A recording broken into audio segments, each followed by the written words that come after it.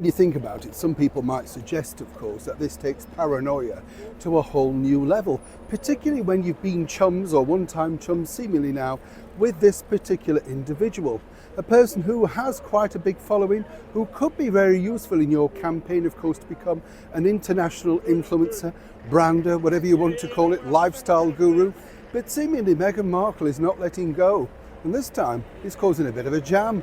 As ever, let me explain. Morning from the very heart of London, or good evening if you're going to bed. Yes, I know, I often forget that, but I know many people are now retiring. Some people say to me online, which I find fabulous, Neil, I often go to bed dropping off listening to you, and you think, yes, I'm only joking. I think I'd drop myself off actually if I could. Shall we all have a nap now? Well, we'll have 20 minutes, shall we?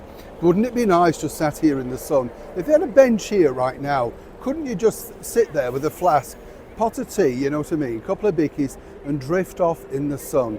It's a lovely way of spending a bit of time, isn't it? Don't let people tell you off if you want to sit down and a rest. I'm with you. Oh yes, well, we'll have a rest anytime, won't we?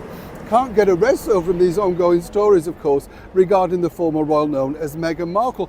By the way, this is the beautiful Victoria Palace Theatre behind me here, home currently, of course, to the musical Hamilton.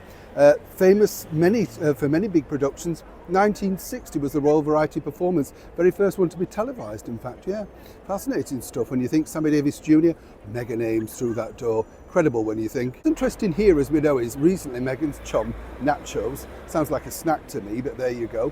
He basically decided to post up some material, did he not? All about dog biscuits and jam and a new flavour and all that sort of stuff.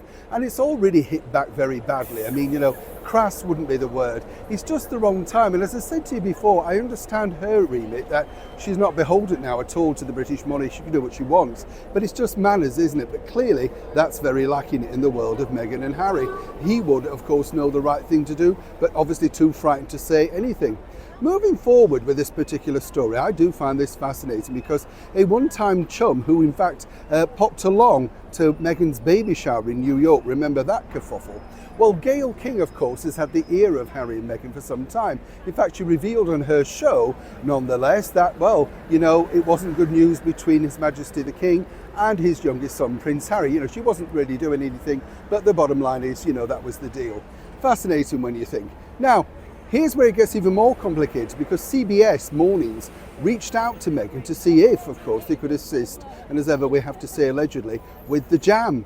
Yes, maybe sample a little bit on camera, have it with some toast, chat about it, say what a great thing it would be. No dice. Apparently, according to a well-placed source, the bottom line is Meghan's absolutely terrified that people, unless solicited by her, would receive pots of the jam. You're not allowed to give it to friends, etc.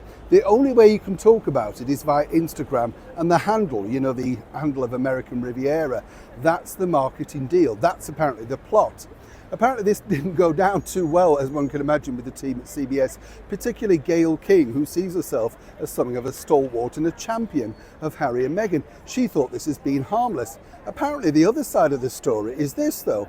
You see, if it literally was to get into the wrong hands and people could snatch the jar, maybe offset or something like that, people started doing online tastings, dissecting it, how's it made, what's inside it, this could be catastrophic.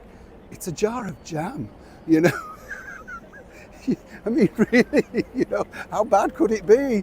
But what's interesting here is no dice. So it's seemingly interesting, isn't it, just how much one might say that Meghan is putting on this particular brand product and indeed launch. If chums can't get it, say chums like Gayle King, Oprah Winfrey, Ellen DeGeneres, people like that, what chance of the public? And seemingly Meghan only wants to make jam for chums. She claims she wants to be an influencer, but how's she influencing anybody if she's keeping it all to herself? That's what Gayle found out anyway. Neil Sean in the very heart of London.